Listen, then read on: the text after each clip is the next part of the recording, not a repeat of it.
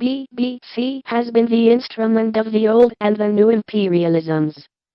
A Very British Coup, a documentary by BBC Radio 4, aired on Monday the 22nd of August 2005.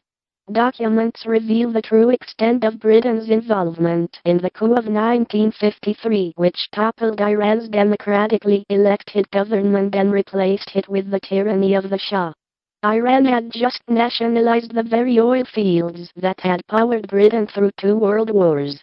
Downing Street wanted the oil fields back. London paid Iranian agents to sow seeds of dissent in Tehran. Then, to win American support for a coup, the men from the ministry fanned fears of the Russian invasion. The BBC was used to spearhead Britain's propaganda campaign. In fact, Anti agreed to broadcast the very code word that was to spark the coup. Around a decade ago, the American government apologized for its role in the coup. Yet despite the current concerns over the oil scandals and regime change and meddling in Middle East politics, Britain has remained silent. The Iranian public call the BBC Bibi Sakina, which is a very rude term, but BBC deserves it, because BBC has been the instrument of the old and the new imperialisms, and the enemy of Iran and Iranians. It is important to note that BBC's Persian programs are paid for by the Foreign Office, or as we know it, the Spy Office. BBC is the enemy of Iran and Iranians. Now let's listen to the radio program, and learn a few facts about BBC or Bibi Sakina, which is also known as the Old Fox. It's midnight GMT. Here are the latest BBC headlines. More than 1,000 hotel... According to a senior agent of the CIA, one night in the summer of 1953, the newsreader made a slight but perceptible change to the time check, adding the word exactly before saying midnight. Most listeners would never have noticed, and even those that did assumed it to be a mere slip of the tongue. But according to the leaked CIA report that I hold in my hands, the use of a code word was anything but accidental. It came by royal request.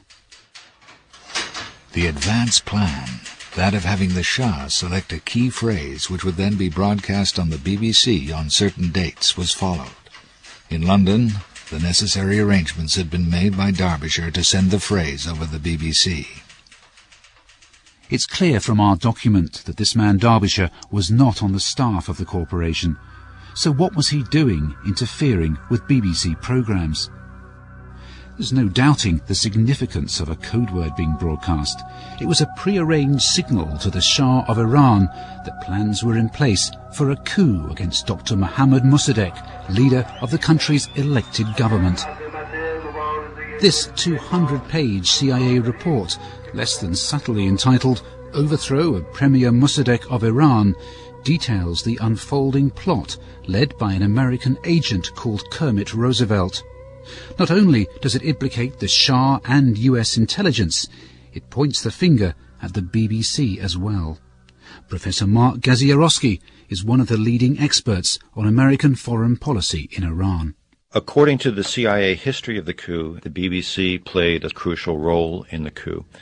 This message was intended for the Shah, to persuade the Shah that the British government was backing the coup. How reliable would you say that document is, the information inside it?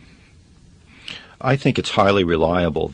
From everything I've ever heard, this history, I think, is accurate in all of its details. Accounts of when and where a code word was broadcast vary, but 4 different sources confirm the corporation's involvement in sending out a secret message. In any case, why would the British government, never mind the BBC, be backing a CIA coup in Iran? And how deep did their involvement go? It's even hard to fathom why the CIA itself would want to help overthrow a man like Mossadegh.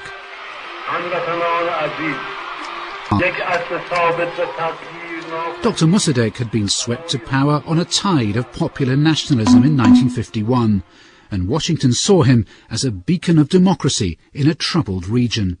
The United States viewed Mossadegh in very positive terms. He was a very moderate figure, He was precisely the kind of figure that the United States thought would be good for the Middle East region and for the emerging Third World in general, a moderate nationalist rather than the radicals that were beginning to emerge at this time.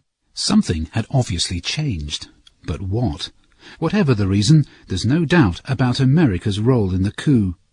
A quick trawl through the newspaper cuttings reveals that 5 years ago, US Secretary of State Madeleine Albright openly admitted America's involvement. Yet for more than half a century, no such admission has ever come from the British. I'd like to know why. Many of the papers relating to this period are still classified, so I'm going to use the Freedom of Information Act to try and prize any relevant documents from Whitehall. It looks likely that whatever I find will have connections with oil and the British firm BP.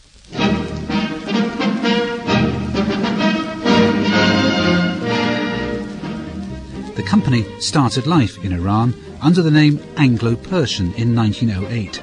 This later changed to Anglo-Iranian, before finally becoming the now familiar BP.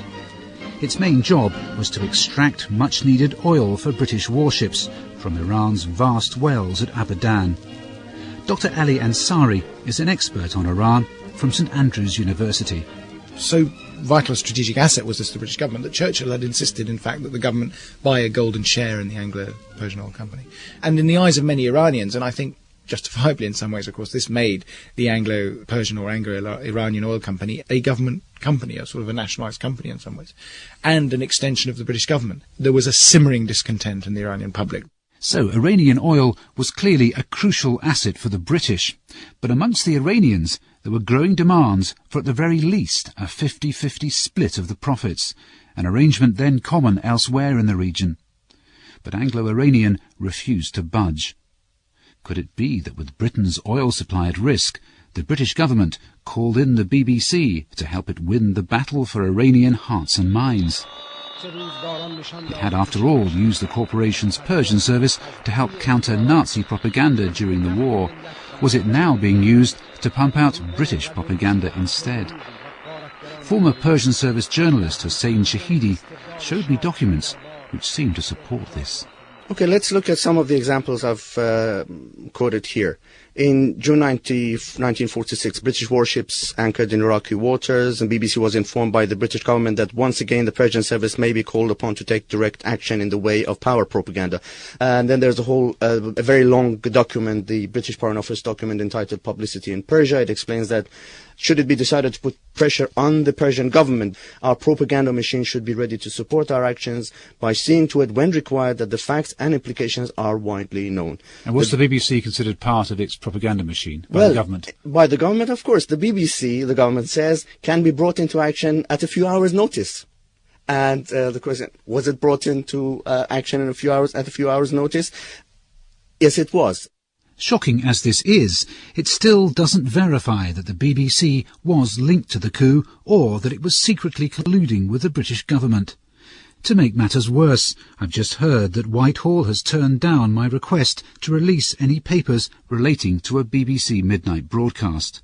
A spokesman said, "We are not in a position to confirm or deny the existence of the information requested." But my search through the BBC's own archives are proving much more fruitful in revealing the relationship between the corporation and the government during this period.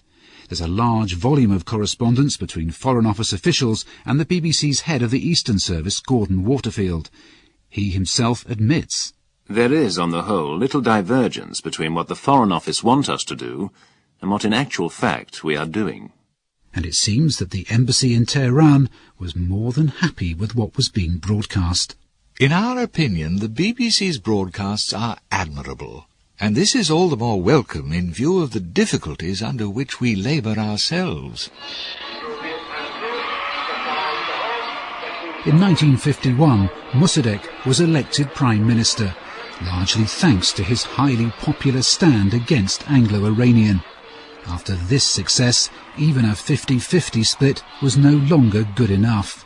Mossadegh was now determined to nationalise the industry and put Iranian oil under Iranian control. The British government